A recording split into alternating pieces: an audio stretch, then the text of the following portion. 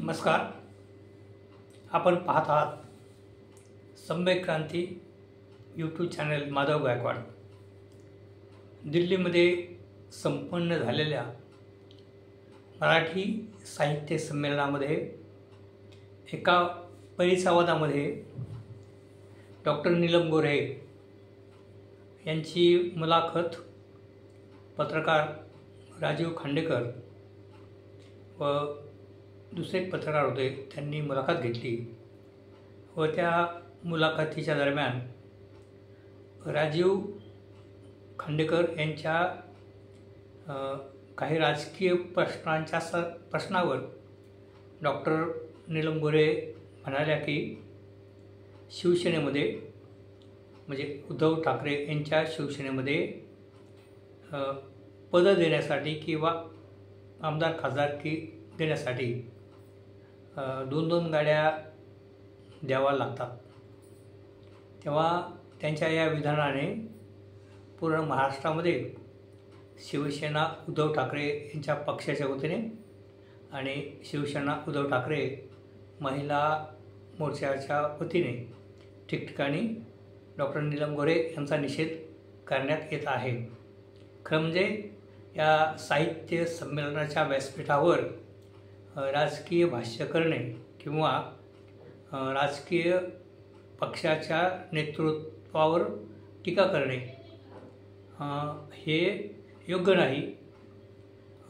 साहित्य संमेलनाच्या व्यासपीठावर साहित्याच्या संदर्भामध्ये लोककला असेल, कलाकार असतील, वाङ्मय असेल, या बाबीवर व सामाजिक बाबीवर चर्चा करणे, भाष्य करणे हे योग्य ठरले असते. परंतु त्या मराठी साहित्य संमेलनाच्या व्यासपीठावर राजकीय टीका टिप्पणी करणे आणि तेही ज्या पक्षाने डॉक्टर नीलम गोऱ्हे यांना 4 वेळेला विधान परिषदेचे आमदार केले आणि त्यामुळे त्या पुढे त्या विधान परिषदेच्या उपसभापती देखील झाल्या. म्हणजे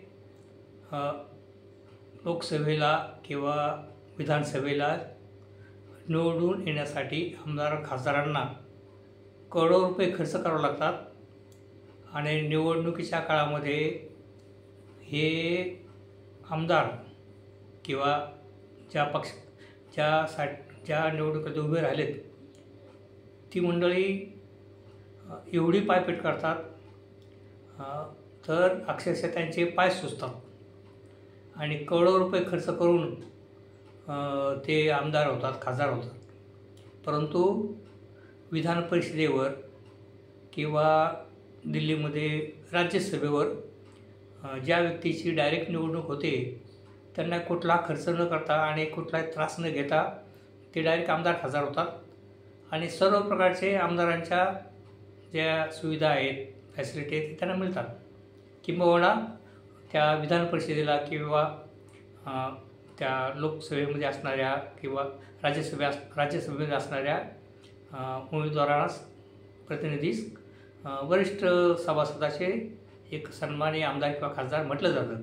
तेव्हा या ठिकाणी नीलम गोऱ्हे यांना शिवसेनेने 4 वेळाला आमदार बनवलं आणि पुढे मग त्या एकनाथ शिंदे साहेबांनी बंड करून ज्या वेळेला वेगळी शिवसेना काढली आणि त्यानंतर काही महिन्याच्या नंतर डॉक्टर नीलम गोऱ्हे हे उद्धव ठाकरे सोडून यास एकनाथ शिंदे साहेबांच्या शिवसेनेमध्ये त्यांनी प्रवेश केला. आणि त्या सर्व बाबीमध्ये एक लक्षात येते की डॉक्टर नीलम गोऱ्हे या खरं म्हणजे कुठल्याही नेत्यांवर किंवा त्यांच्या भाषणामध्ये एक संयम असतो आणि कठोर त्या फारसं बोलत नाहीत आणि उद्धव ठाकरे किंवा आदित्य ठाकरे किंवा पूर्वीची ज्या पक्षात ते राहिलेत त्या शिवसेनेवर इतरांप्रमाणे त्या एवढं कठोर बोलत नाहीत. परंतु त्या चर्चेमध्ये पत्रकारांच्या वेगवेगळ्या प्रश्नावर त्या ठिकाणी बोलून गेल्या आणि त्यांनी सांगितलं की उद्धव ठाकरे यांना अमुक गाड्या द्याव्या लागतात. तेव्हा एक पूर्ण महाराष्ट्रामध्ये नीलम गोऱ्हेंच्या विरोधामध्ये एक वातावरण तयार झालं की त्या साहित्याच्या व्यासपीठावर गोरे मॅडमनी अशी गोष्ट बोलायला नको होती. राजकीय ज्यावेळेला त्यांनी शिवसेना उद्धव ठाकरे यांची शिवसेना सोडली, त्याच्यानंतर त्यांनी अनेक म्हणजे सभांमध्ये वगैरे त्यांनी त्यांच्या व्यासपीठावर बोलायला हरकत नव्हती. किंवा लोकांचं असं म्हणणं आहे की त्या व्यासपीठावरून उद्धव ठाकरेवर टीका करणे योग्य नव्हतं, की ज्यांनी तुम्हाला एवढं भरभरून दिलेलं आहे त्यांच्यावर टीका करणे हे तुम्हाला शोभत नाही. परंतु नीलम गोऱ्हे यांची जर राजकीय कारकीर्द पाहिली तर त्या आवातावा बोलणाऱ्या नेत्या नाहीत.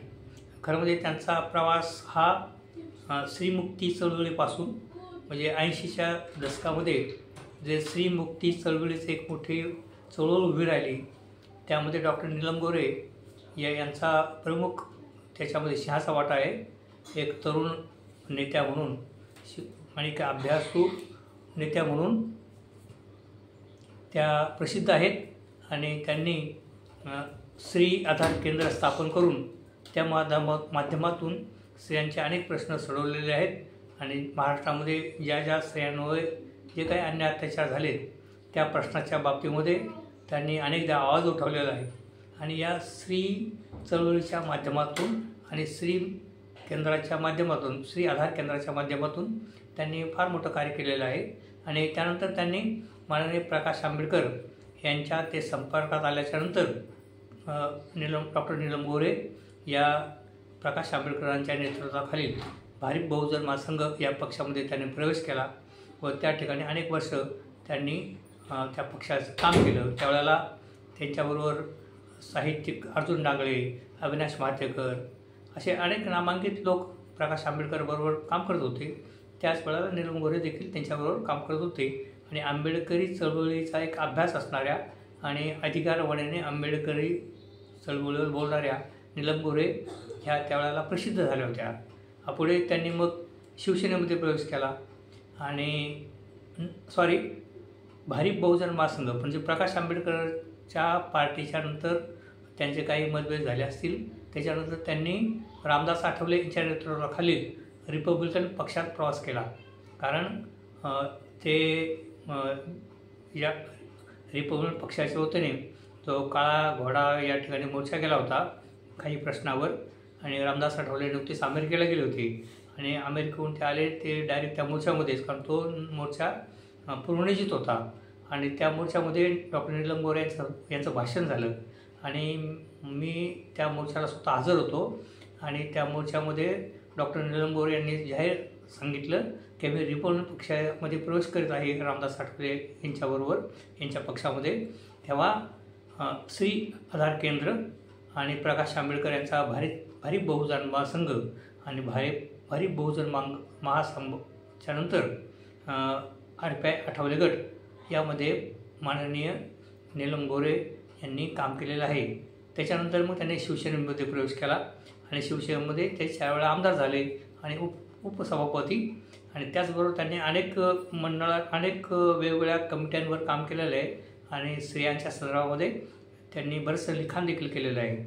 या ठिकाणी त्यांच्यावर टीका करत असताना शिवसेनेच्या उद्धव ठाकरे गटाच्या उपनेत्या जे सुषमा अंधारे आहेत त्यांनी सांगितलं की डॉक्टर नीलम गोऱ्हे साहित्यिक म्हणून त्यांना त्या साहित्य महामंडळाच्या लोकांनी कसं काय निमंत्रण दिलं, त्यांनी काही कविता संग्रह आहे का त्यांचा, त्यांनी काय पुस्तक लिहिलेत का किंवा काय.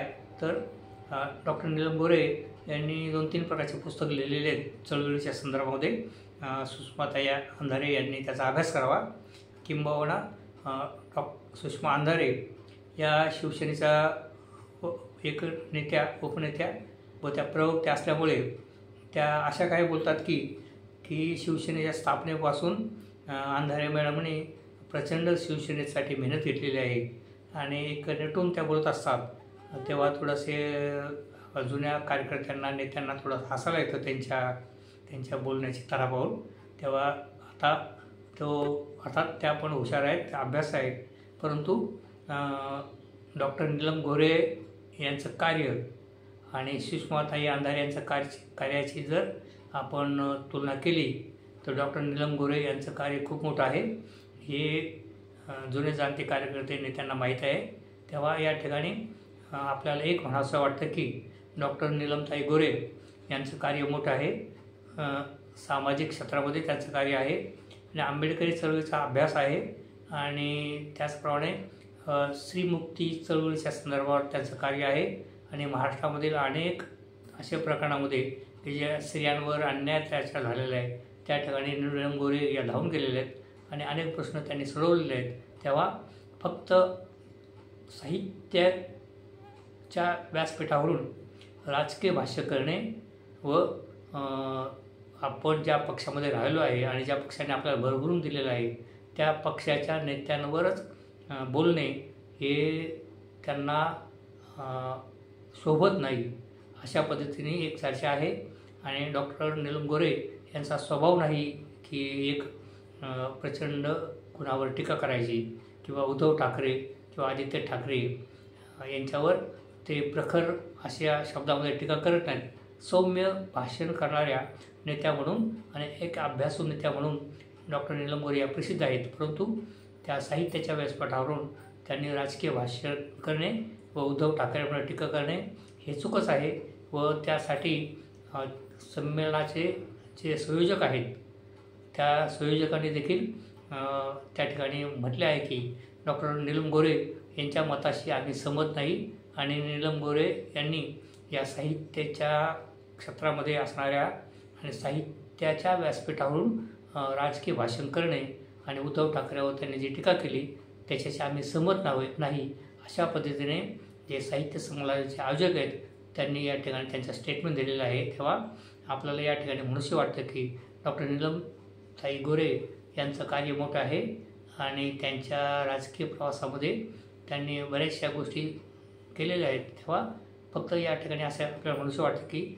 आपण जे उद्धव ठाकरेंवर टीका केली ती त्या स्टेजवर आपण करायला नको होती. आपण याच्या अगोदर पण तुम्ही त्या गोष्ट असं बोलायला पाहिजे होतं की किंवा नंतर ज्या कोणी सभा होतील तुमच्या पक्षाच्या वतीने एकनाथ शिंदे साहेब शिवसेना यांच्या राजकीय स्टेजवर आपण तेवढी घणाघाती भाषणं करू शकता. परंतु त्या साहित्याच्या व्यासपीठावरून आपण साहित्यावर चर्चा केली असती तर बरं झालं असतं आणि कुणावर राजकीय टिप्पणी केली नसती तर बरं झालं असतं. परंतु पत्रकारांच्या प्रश्नावर त्यांची फसगत झाली व त्या बोलून गेल्या हे या ठिकाणी त्यांच्या देहबोलीवरून जाणवतं. परंतु महाराष्ट्रामधील शिवसेनेच्या उद्धव ठाकरेंच्या वतीने त्यांचा ठिकठिकाणी निषेध होत आहे. तेव्हा या ठिकाणी मी हा व्हिडिओ आपल्यासाठी बनवलेला आहे. कृपया या व्हिडिओला आपण लाईक करा व सबस्क्राईब करावा. धन्यवाद.